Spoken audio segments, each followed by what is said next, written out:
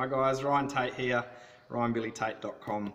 I wanted to share some more sales tips with you. I've worked in a lot of different sales roles, car sales, real estate, selling computers, all sorts of different things, phones and everything else. So got a lot of different sales trainings over my time, and then also worked online as well, which is one of my huge passions now, is helping people work online. So I wanted to share some more tips on, this is the second video in a series on Sales Training 101.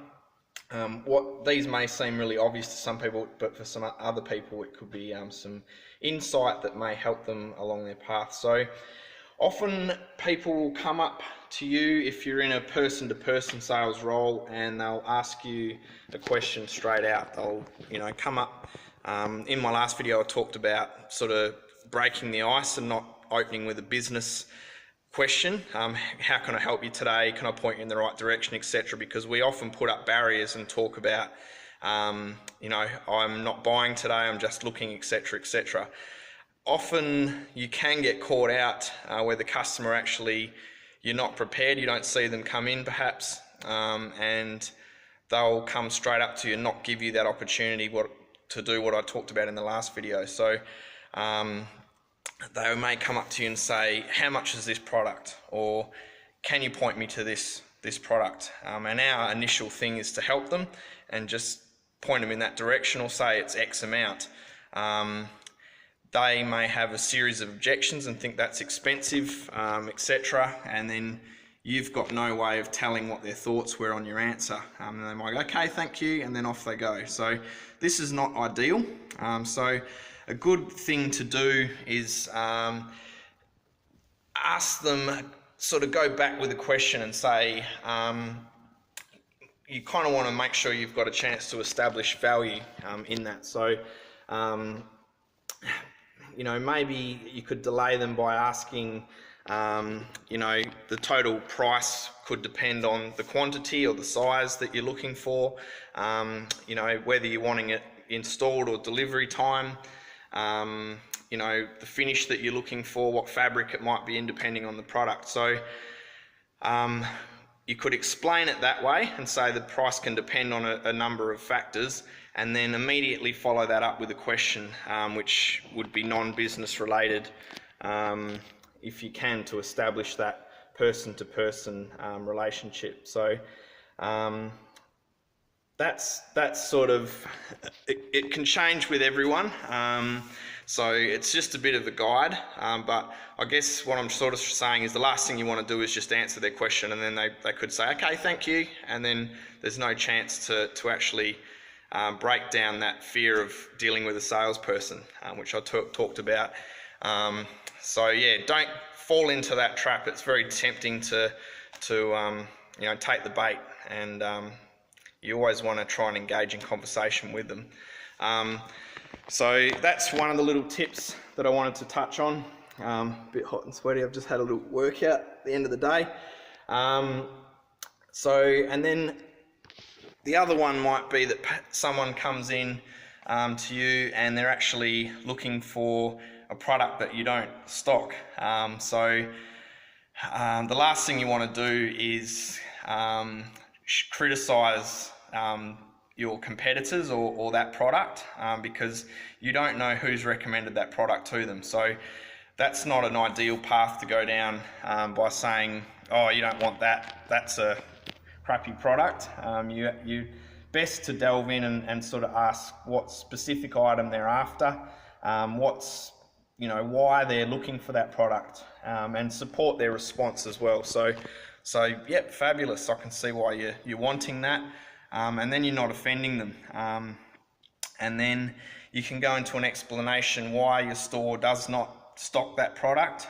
You could explain that the buyers have the opportunity to look at a whole heap of different products, and they've got the option to select numerous brands, but this year they've decided that that's not the product that is ideal for them. So, and then you want to ask permission to show an alternative. Once you've got that alternative from the customer, then you can actually go into some suggestions that might suit.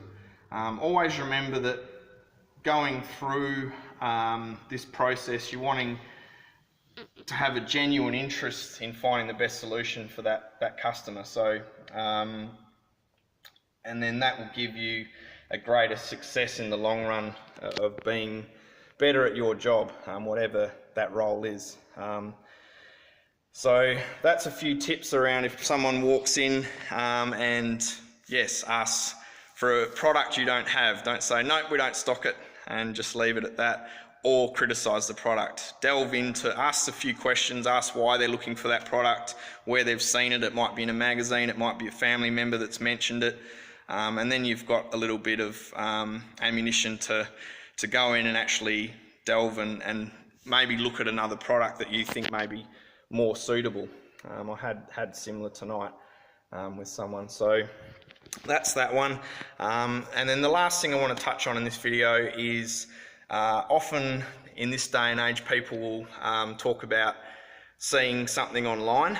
They might, say, I've seen this same product online cheaper. So I guess what you want to look at is make sure that that product is the same product, but also build value. Don't discount yourself as a professional salesperson. So always remember that,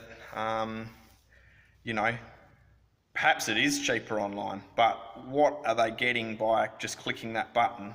Do they need to get it delivered? It might be cheaper online, but then they need to get that product sent to them, shipped to them. So that's another thing you can perhaps ask them if they've looked at shipping as well.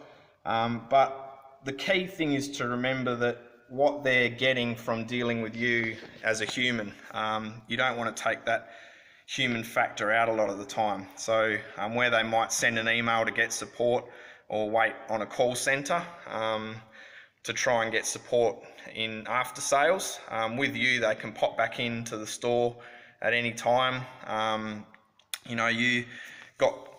They've got the opportunity to be educated on that particular product or other uses that you could use for it. I'm in a fitness related, gym and fitness store, as you can see behind me.